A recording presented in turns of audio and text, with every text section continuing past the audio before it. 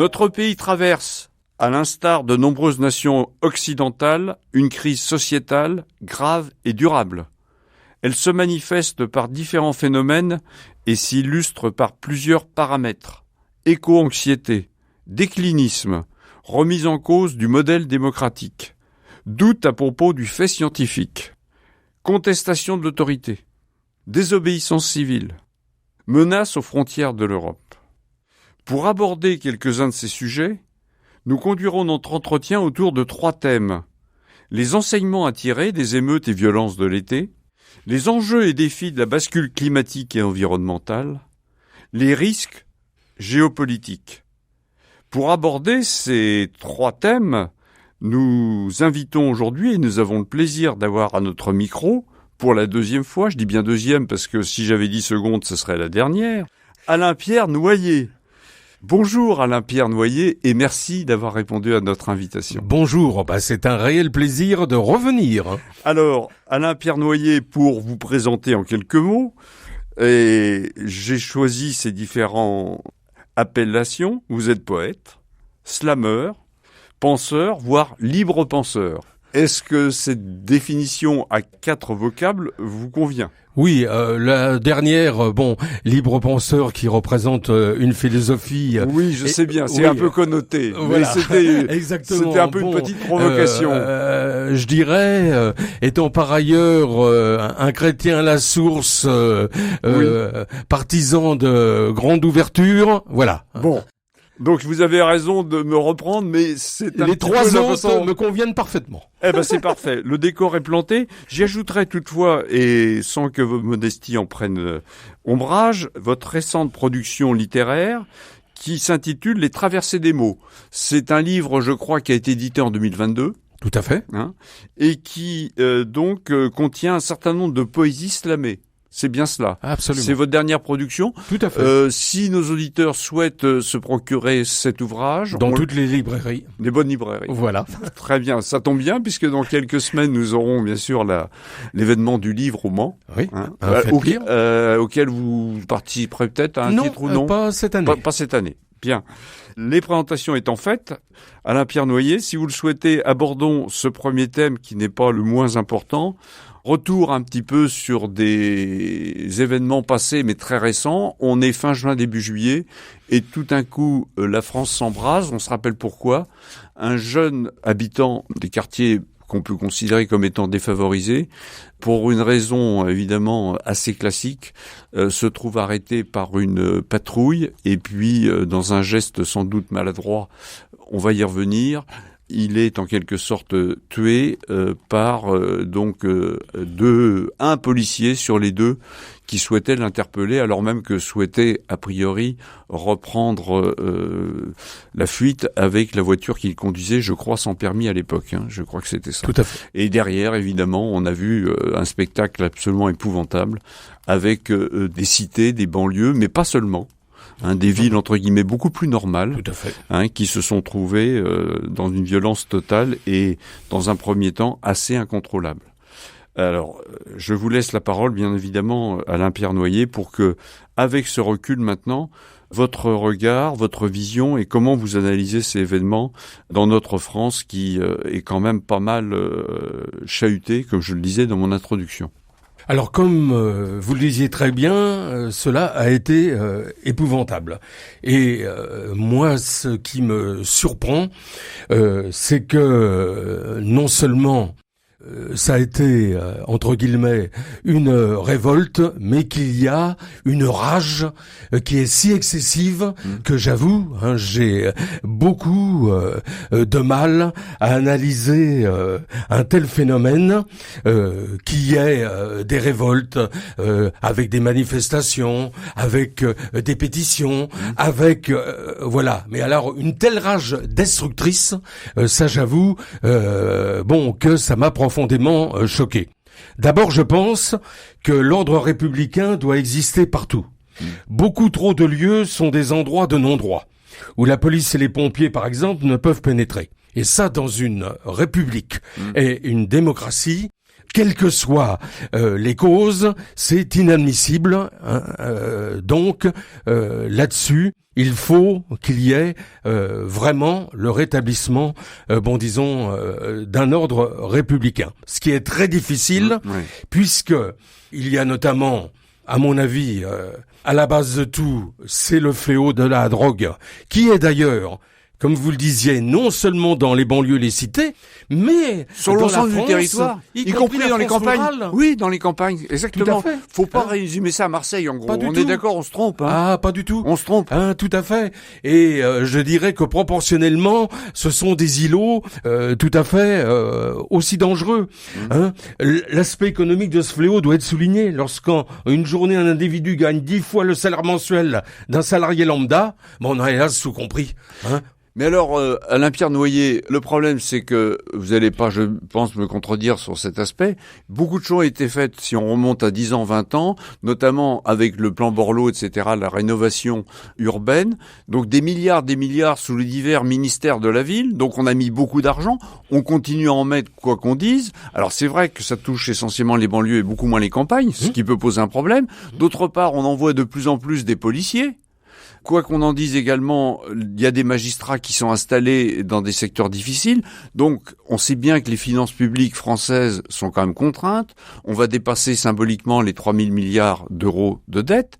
Donc, on peut pas non plus résoudre uniquement ça par des questions purement financières et de moyens. La France est certes un pays riche, mais on peut pas toujours remettre plus, parce qu'autrement, c'est le tonneau des Danaïdes. C'est exactement Donc, ça. Les solutions, comment peut-on les voir autrement que par des aspects purement financiers et de moyens matériels ? C'est ça, ça va plus loin, c'est plus compliqué. C'est beaucoup plus compliqué, justement, et là, on a de la peine.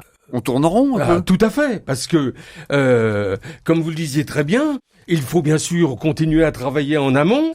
Certes, les propositions, par exemple Borloo, étaient intéressantes, mais je n'en ferai pas un totem, car je rappelle quand même depuis 40 ans, comme vous le disiez, l'État et les collectivités locales ont versé des dizaines de milliards. L'on voit d'ailleurs dans tous les reportages qu'il y a de nombreux animateurs socio-culturels et autres dans tous les territoires. Donc il y a eu quand même un maillon qui a été effectué et qui devrait justement limiter cette rage spontanée. Oui. Mais alors, justement, certains, évidemment, comme toujours en France, mais à la limite, nous sommes une démocratie, donc c'est logique. Grosso modo, je caricature, les gens de gauche disent c'est un problème d'inégalité sociale, donc de manque de moyens, de problème d'éducation des jeunes qui n'ont pas les mêmes chances que dans des quartiers dits plus favorisés. Sous-entendu, on a vu que dans les quartiers favorisés, il y a eu quelques émeutes, donc la réponse n'est pas totalement satisfaisante. Et de l'autre côté, si on se transporte sur le côté droit de l'hémicycle ou de la doctrine politique française, on observe que là, c'est très simple, c'est la diplomatie du bâton, c'est-à-dire qu'il faut absolument réprimer, plus de policiers, les magistrats doivent trancher beaucoup plus vite, faut mettre ceux qui sont défaillants et qui créent tous ces troubles, faut les enfermer tout de suite, sachant que les prisons sont surchargées. Bref, le discours, il est de ce côté-là, et il faut responsabiliser les parents, sous-entendu, y compris en les excluant de leur logement, si jamais ils ne font pas face à leur responsabilité parentale. On est dans une forme de manichéisme en la matière. Sans doute que la réponse, elle est sur les deux terrains. Qu'est-ce que vous en pensez ? J'en pense. Et peut-être un troisième, j'en sais rien. Non, mais tout à fait. Bon, d'abord, justement, comme vous dites, les solutions manichéennes et extrémistes qui sont vraiment légion à l'heure actuelle, malheureusement, n'apportent pas la solution. Et sans doute, c'est toujours le bon sens au milieu et en essayant d'une efficacité. Alors, au niveau, par exemple, des forces de l'ordre, bien sûr qu'il faut une augmentation des effectifs, une meilleure formation de ceux-ci, un discernement dans la proportionnalité des interventions améliorées. Bien sûr, ils ne sont pas au-dessus des lois et les enquêtes doivent aller à leur terme, mais évidemment, l'exercice de leur métier est très difficile. Je condamne, par exemple, des slogans comme « la police tue », la police tue, non. Bon, voilà. Et donc, il faut d'abord, à mon avis, au niveau tissu Mais comme vous le disiez très bien, aussi bien dans les cités que en milieu rural, ou dans des petites villes réputées calmes. Je pense encore une fois à Montargis. Tout à fait. Où la pharmacie, la pharmacie en centre-ville a complètement brûlé. Tout à fait. Alors évidemment, c'est peut-être juste un fait, mais ça illustre bien le fait que ça déborde largement des quartiers dits sensibles. Ah bah absolument. Alors, ce qu'il faut dire aussi, et ça sera difficile à juguler, il y a maintenant ce qu'on appelle les antisystèmes qui sont de plus en plus nombreux, qui justement, eux, ne croient pas à l'état de droit et à l'ordre républicain, et la démocratie est tout à fait mise en cause, par ceux-ci, et donc là, c'est vraiment en partant, des racines de la base avec, c'est vrai. L'école, il faut commencer par l'école. Ouais, je pense. Il faut commencer par l'école, sachant que l'école, elle connaît bien sûr des difficultés. À ce micro, il y avait le responsable du second degré de l'enseignement catholique qui évidemment posait un regard également un petit peu inquiet sur même s'il y avait des réponses notamment dans l'enseignement catholique, mais dans l'enseignement général, il y a quand même des vrais sujets qui sont peut-être une des causes, une des racines du mal. Oui, moi je le pense. Vous le pensez? Oui. Je le pense. Et alors, quand on dit justement, bien sûr que j'en suis imprégné au niveau parental, mais quand on voit le nombre de familles déstructurées, de familles justement où par exemple la mère seule avec ses enfants travaille toute la journée, elle revient comme dit l'autre usée à 20h et donc les enfants sont dehors. Voilà. Exactement. Donc ça, c'est un fléau. C'est un fléau. Voilà, bien sûr, mais qui est une réalité. Donc on n'est pas au bout de nos peines. Simplement, non. Le constat que vous faites, comme beaucoup de sociologues, d'intellectuels, c'est quand même par l'école, sans doute. Alors c'est sur du long terme, évidemment. Ah, bien sûr. Par l'école. Alors à une extrémité, on va dire, c'est quand même d'être très strict sur le maintien de l'ordre républicain, mais de l'autre côté, il faut reprendre l'essentiel, c'est-à-dire l'enseignement et l'éducation, notamment à l'école et en lien avec les parents. Tout à fait. Bien, écoutez, pour cette conclusion qui n'est que provisoire, bien entendu, Monsieur Noyer, parce qu'il y a du boulot. Il y a du boulot. Abordons le second thème qui n'est pas non plus quelque chose de simple et qui nous embarque là jusqu'à la fin, sans doute, du XXIe siècle, voire au-delà. C'est-à-dire ce que j'ai intitulé, peut-être d'un vocable peut-être un peu raccourci, la bascule climatique et environnementale. Alors, évidemment, on est rattrapé encore par des événements. J'en citerai deux qui ont d'un lien peut-être très indirect. Ce qui se passe actuellement en Libye, avec évidemment ces inondations absolument catastrophiques, qui engendrent beaucoup plus de victimes d'ailleurs qu'au Maroc, sans sous-estimer ce qui se passe au Maroc avec le séisme. Première chose. Et deuxièmement, un certain dialogue de sourds, à l'aune de la rencontre du MEDEF, c'est-à-dire de l'université de rentrée, entre Jean Jouzel, ancien vice-président du GIEC, scientifique, et de l'autre côté, Patrick Pouyanné, donc président de Total. Et entre ces deux personnes, ces deux personnalités, ô combien éminentes, chacun dans leur domaine, bien entendu, des gens qui ne se comprennent pas. D'un côté, quelqu'un qui plaide pour l'urgence absolue, pour éviter les 3-4 degrés de plus, et qui engendrerait évidemment des catastrophes encore plus importantes que celles que l'on connaît. Et de l'autre côté, un principe dit de réalité, de la part d'un grand patron qui dit « moi je suis à la tête d'une très grande entreprise, et même si je mesure cet enjeu climatique, je dois de rendre des comptes à mes clients et à mes actionnaires. » Comment fait-on, Alain-Pierre Noyer, pour régler ou pour essayer de réfléchir à cette urgence qui en est maintenant réellement une? On peut pas dire que c'est demain, c'est aujourd'hui. Absolument. Le GIEC, par exemple, a dit qu'avec plus 2% d'augmentation, c'est 16 systèmes de la Terre qui pourraient basculer. Donc, c'est énorme. Et alors, ce qui est tout à fait inquiétant, je dirais qu'à côté des terribles catastrophes, c'est chaque semaine, rien que dans notre pays, j'entendais, par exemple, mini-tornade dans la Mayenne avec de gros orages. C'est à côté, là. C'est à côté. 60 km. On voit chaque semaine, avec la semaine dernière, les pluies cévenoles, qui ont et chaque semaine en France, il y a un des mini-phénomènes qui sont la conséquence justement du réchauffement climatique. Alors donc, ce qui est inquiétant, c'est qu'il y a vraiment, justement, ces positions extrêmes. Et je prendrai un exemple. Au niveau, par exemple, du partage de la ressource de l'eau, oui. Moi, je pense que des situations, des solutions intermédiaires pourraient vraiment, avec l'apanage de chacun, être, disons, des solutions. Par exemple, des bassines moyennes qui récupèrent, lors de la saison d'hiver et des pluies, de l'eau, mais qu'elle soit pas gigantesque en puisant dans les nappes phréatiques, oui. Voilà. Et donc là, on a vraiment certains qui mettent le bouchon très loin. Il en faut pas du tout. Oui. Toujours le manichéisme à la française, en quelque sorte. Voilà. Et ça, on en crève. Moi, je le dis. Vous croyez vraiment des solutions intermédiaires, oui. C'est-à-dire un petit peu, exemple, le problème décroissance. Vous dites peut-être une croissance modérée ou une croissance différente. Ça peut être ça, parce que la décroissance, je vous interpelle là-dessus, mais vous n'y croyez pas. Non. C'est pas viable pour vous, la décroissance? Non, personnellement, je n'y crois pas.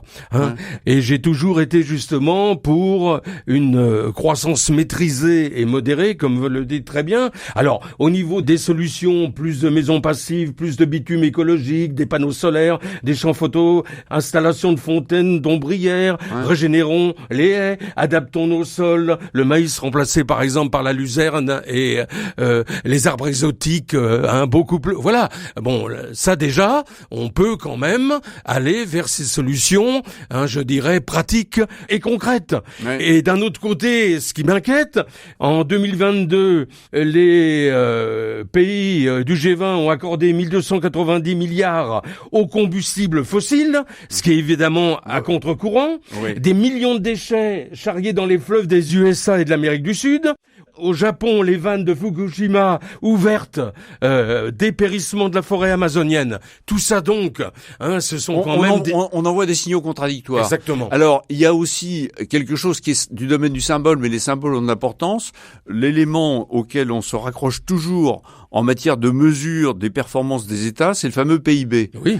Beaucoup aujourd'hui de penseurs, pas de libres penseurs, mais de penseurs, d'intellectuels et d'économistes surtout considèrent que aujourd'hui cette mesure n'est plus pertinente parce que c'est uniquement du toujours plus. Bien sûr. Est-ce que là-dessus vous pensez qu'il faut changer de paradigme et donc de considérer que la réussite d'un État ou d'un ensemble d'États comme l'Europe doit être mesurée par autre chose que le fameux PIB qui est toujours le dogme, parce qu'en ce moment évidemment on regarde la guéguerre, heureusement froide ou pacifique comme on veut entre la Chine et les États-Unis pour dire qui est numéro 1 et qui va le devenir, c'est toujours sur le PIB. Voilà.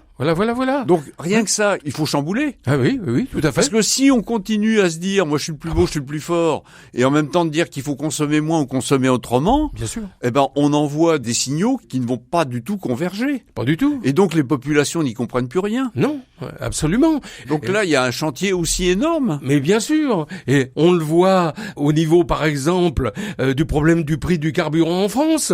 Évidemment, il faut qu'il soit, disons, diminué pour le consommateur et pour la fin du mois, la personne qui en a besoin chaque jour pour son travail également. Mais dès qu'il y a une baisse substantielle, on se rue sur les pompes, même si on en a moins besoin en tant que retraité ou touriste. Et donc, c'est contradictoire avec la planète. On repart dans ce sens. L'aviation civile, tant mieux de certains côtés, parce que nous sommes on fabrique des avions en France, mais de l'autre côté, c'est une catastrophe climatique. Absolument. Voilà. Donc, pour conclure sur ce sujet, on voit bien que là, il faut trouver de la rationalité, là aussi, et une cohérence. Tout à fait. Mais c'est pas qu'au niveau et là, seulement encore français. Des justes mesures. Oui, mais c'est pas qu'au niveau français, c'est ça le problème. Non, pas du tout. Là, c'est non seulement l'Europe, mais c'est mondial. Ah, mais bien sûr. Donc, un énorme chantier, monsieur Noyer. Énorme chantier. Dernier thème, alors c'est peut-être le plus anxiogène évidemment, parce que là c'est la vie humaine qui est en cause, mais direct. C'est-à-dire qu'on pensait sans doute qu'en 89, quand le mur de Berlin est tombé, par un certain angélisme, que heureusement c'était une paix perpétuelle. On voit bien que ce n'est pas le cas. Non. On voit bien qu'on a eu une certaine naïveté vis-à-vis d'un certain type de personnage comme, bien sûr, Vladimir Poutine. La porte de l'Europe est aujourd'hui menacée par la guerre en Ukraine. Comment voyez-vous, alors évidemment, comme on dit, on ne voit pas dans le mar de café, mais comment voyez-vous ce conflit très très grave évoluer ? Bien sûr pour les Ukrainiens qui meurent tous les jours, et au-delà de ça pour les Européens et pour la planète. Et question subsidiaire, et on conclura notre émission là-dessus, Monsieur Noyer, si vous voulez bien, est-ce que vous pensez qu'il faut absolument, quelles que soient les conditions, et même sur le plan financier, continuer à soutenir totalement l'Ukraine ? Voilà. Pas facile, je sais bien, et de se projeter. Alors, sur ce dernier point, pas de langue de bois, je dis que... C'est pour ça que vous êtes là, Monsieur Noyer. Il faut jusqu'au bout soutenir, disons, l'Ukraine, car, et ça je lis chaque jour des personnes qui disent, mais en soutenant l'Ukraine, mais c'est nous, qui allons à terme nous sauver. C'est pas nous qui allons sauver l'Ukraine, c'est l'Ukraine qui va nous sauver. Donc, avec ce danger imminent aux portes de chez nous et de l'Europe, oui, par exemple, l'aide supplémentaire qui a été apportée par la Norvège, les Pays-Bas, le Danemark a été dans le bon sens. Il faudrait par exemple que les avions américains les fameux F-16, voilà, arrivent maintenant un peu plus tôt, disons, que prévu. Il faut bien voir que le territoire ukrainien, il est déjà miné à 30%. C'est terrible. C'est terrible. Notamment pour les enfants qui plus tard seront amenés à aller sur ces terrains. Tout à fait. C'est l'horreur de ce côté-là. Voilà. Ouais. Donc, je dirais que une accélération de l'aide pourrait justement qu'il y ait une accélération au niveau de l'offensive pour le moment qui va lentement ukrainienne. Et alors ceux qui par leur démagogie disent maintenant il serait temps évidemment de se mettre autour d'une table. Bon, bien sûr, ça serait sur les bases actuelles où la Russie avait annexé la Crimée et que on pourrait partager le territoire ukrainien, mettons, en deux parties. Non, ça c'est absolument inacceptable. Parce que vous considérez qu'évidemment, bien sûr, je crois que là-dessus il y a consensus, que l'agresseur est bien sûr la Russie, c'est un premier point, et qu'un deuxième point, si on commençait à négocier comme certains le pensent, et je pense notamment à des gens éminents comme Nicolas Sarkozy qui l'a dit il y a quelque temps lors de la promotion de son livre, ce serait effectivement reconnaître un état de fait qui n'est pas l'état de droit. Voilà. C'est un peu ça, c'est légitimer en quelque sorte une forme d'annexion partielle d'un État souverain. Tout à fait. Et donc il faut aller jusqu'au bout.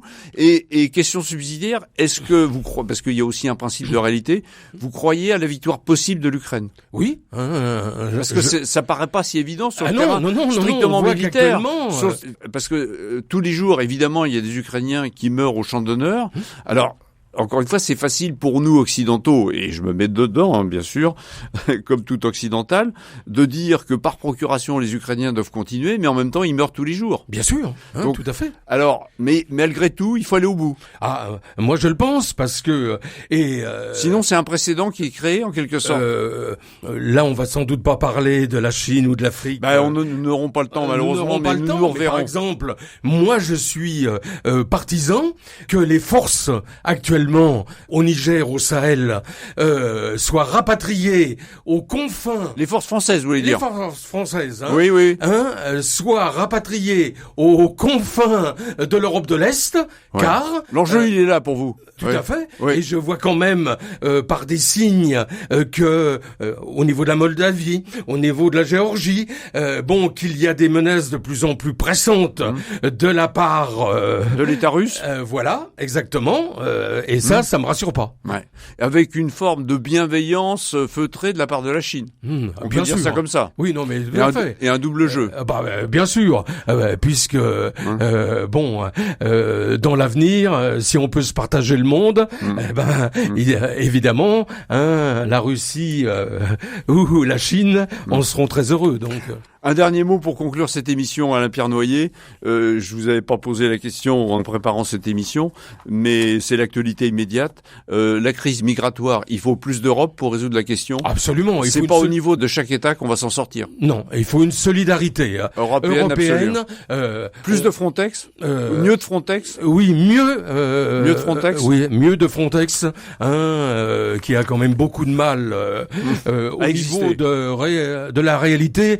Je dis quand même que l'Europe a accueilli 4 500 000 Ukrainiens et il y a 120 000 migrants depuis le 1er janvier. On peut donc faire mieux. Merci beaucoup Alain-Pierre Noyer. Comme d'habitude, vous avez eu une prise de parole forte. Je vous en remercie et je vous dis à bientôt. Merci beaucoup, c'est moi qui ai été ravi. Merci.